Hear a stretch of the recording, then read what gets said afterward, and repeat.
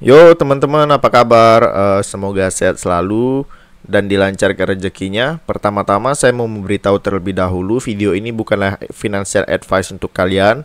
Ini murni pendapat saya pribadi. Jadi segala sesuatu dalam bentuk trading di dalam dunia kripto ini adalah tanggung jawab si trader itu sendiri. Jadi tergantung kalian sendiri ya teman-teman.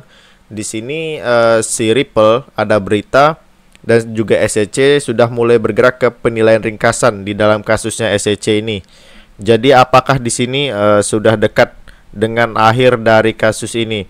Sebelumnya juga sudah pernah aku bahas teman-teman, kalau setelah kemarin batas penemuan ahli itu memang XRP dan juga SEC lagi menunggu untuk penilaian ringkasan, tapi memang karena sempat beredar kabar si SEC ini meminta untuk ditunda lagi, makanya gitu.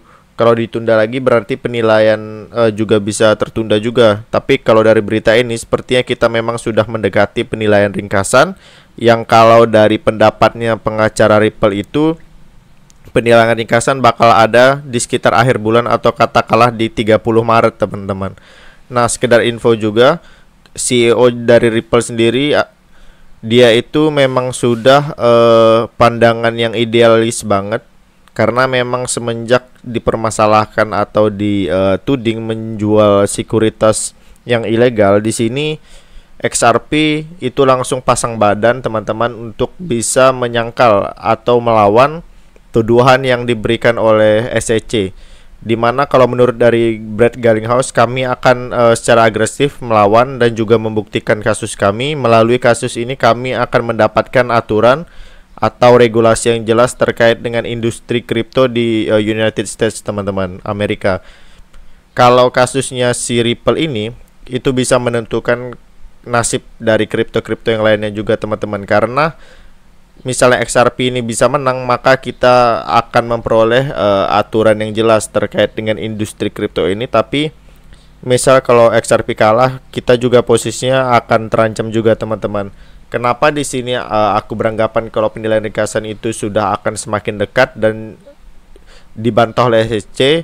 Karena kalau dari berita ini, surat kepada hakim ini sudah ditolak diperpanjang waktu dalam pemindahan kasus ke penilaian di kasus ini sudah dibuat ya teman-teman. Jadi tidak ada yang harus ditunda lagi untuk kasus ini, dan juga pengadilan itu harus segera mengambil keputusan dan juga menunjukkan kepada pengadilan kalau XRP itu bukan sekuritas.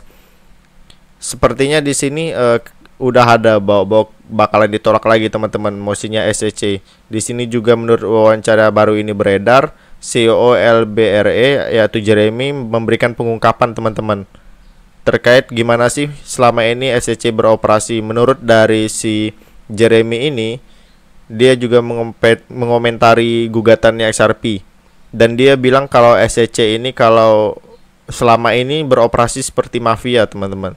Kenapa seperti itu? Menurut dia, mereka itu pada dasarnya berkata kami bisa membuat ini sangat mahal untuk kamu jika kamu tidak memberikan kami apa yang kami inginkan. Berkaitan ini soal suap menyuap gitu teman-teman, kalau dari kalimatnya kira-kira. Tapi di sini Ripple sendiri itu layak untuk diacungi jempol, karena sampai saat ini Ripple itu masih terus mempertahankan posisinya untuk bisa menang dan juga bisa mengakhiri dari kasus ini teman-teman. Karena seperti pendapat orang-orang yang beredar di luar, katanya SEC ini bisa saja disuap, bisa saja dibungkam dengan uang ataupun lainnya untuk bisa Ripple itu untuk bisa terus beroperasi.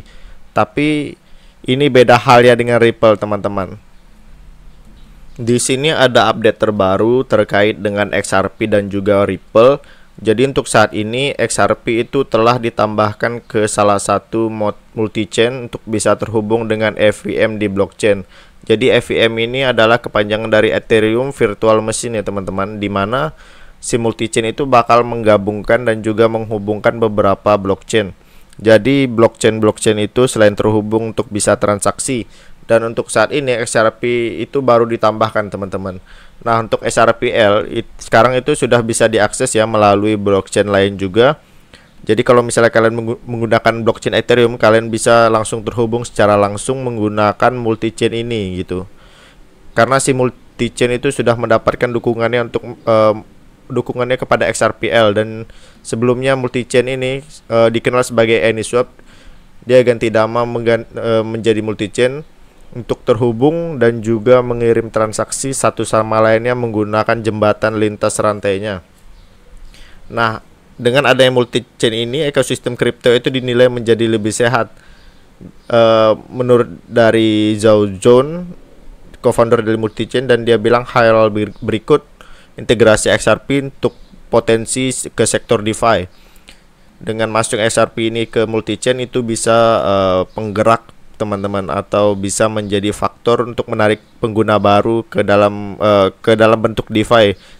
Tidak hanya XRP aja yang masuk ke dalam multi-chain, tapi ada Ethereum, Matic, Avalanche, Phantom, Tether, USD Coin. Mereka itu semuanya saling terhubung untuk bisa bertransaksi satu sama lain kayak gitu.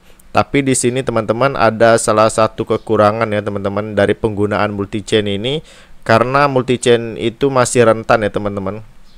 Multi-chain itu masih dianggap rentan terhadap aksi dari hacker, karena ini berkaitan soal keamanan teman-teman. Jadi sebenarnya untuk solusi lintas rantai multi-chain ini banyak dimanfaatkan sama aktor jahat selama setahun terakhir ini. Sebagai contoh, kemarin multi-chain itu sudah kehilangan 3 juta dolar teman-teman dalam aset di bridge-nya itu di bulan Januari. Tapi untungnya ada white hacker yang berhasil membantu mengambil dana tersebut. Jadi itu sih perkembangan terbaru terkait dengan ekosistemnya si XRP ini teman-teman. Kemudian ini adalah salah satu tweet dari BitBoy Crypto, Ben Arson. Dia salah satu analis yang YouTuber juga yang udah terkenal teman-teman terkait dengan kripto. Di sini dia itu nge-tweet baru-baru ini, "Let's go XRP." Kalian itu bisa nge-like dan juga bisa retweet teman-teman, untuk kalau misalnya kalian itu siap untuk XRP segera meningkat to the moon. Ini udah terang-terangan sekali nih teman-teman. Terus juga 85 sen, mari kita mendapatkan hal ini kembali lebih dari uang ya teman-teman. #Ripple dan #XRP Army. Jadi apakah di sini udah menjadi sinyal bullish atau gimana itu untuk XRP ke depannya teman-teman? Di sini teman-teman kalau ingat untuk perkembangan terkait kasusnya itu, baru kemarin pengacara James Kevailen dia mengatakan kalau SEC itu baru saja mengajukan permintaan untuk bisa memperpanjang waktu dari kasusnya itu dari batas waktu 23 Maret 2022 dia pengen diperpanjang, dan di sini James Kevailen itu meminta pada semua orang untuk bisa mensupport biar pengadilan itu bisa menolak mosi SEC untuk perpanjangan waktu lagi. Nah, untuk sekarang ini teman-teman, kalau dari perkembangan yang beredar, apakah memang untuk di sini permintaan SEC itu sudah ditolak atau gimana? Karena kalau misal teman-teman simak beritanya, SEC itu ada kemungkinan ditolak lagi itu teman-teman. Per hari ini kita update mengenai perkembangan yang tadi XRP teman-teman, dan untuk saat ini tertinggi dari XRP kita lihat dulu. XRP itu tertingginya ada di 0,84 dan terendahnya itu ada di 0,82 ya teman-teman. Untuk per hari ini dia naik sebesar 1,2%. Terus untuk chart hariannya udah bagus ya teman-teman. XRP udah mulai sideways di area atas untuk per 1 minggunya. Juga sama sideways di area atas untuk per 1 bulannya. XRP juga udah ada di atas sih teman-teman. Jadi ada sentimen bagus pada XRP ini untuk kedepannya teman-teman. Untuk candle XRP sendiri ini saya kira ini masih di area sideways ya teman-teman ya, tapi ada peningkatan yang bagus di area sini. Apakah dia mungkin sidewaysnya ke arah atas, sideways akan menentukan, maksudnya sidewaysnya akan menentukan arahnya akan kemana, itu juga tergantung dari Bitcoinnya lagi teman-teman. Tetapi kalau dari sisi support dan resistennya, XRP ini harus menembus area 0,9 dulu nih teman-teman. Apakah dia mampu menembus area 0,9? Kita lihat lagi untuk Bitcoinnya, karena seperti yang saya bilang kemarin teman-teman, kalau Bitcoin berhasil tembus di area 45.000, Itu udah sentimen yang sangat bagus tuh teman-teman. Berarti akan mengincar ke 30.000 lagi, akan naik lagi, akan bullish lagi ke atas teman-teman. Jadi kita akan lihat dulu ke depannya perkembangan dari Bitcoinnya. XRP juga ini lagi di fase sideways-nya, dia harus menembus di area 0,9 jika terjadi pump, jika terjadi bullish. Tetapi bahayanya jika terjadi dump lagi, dia akan mengincar area di 0,5 nih teman-teman.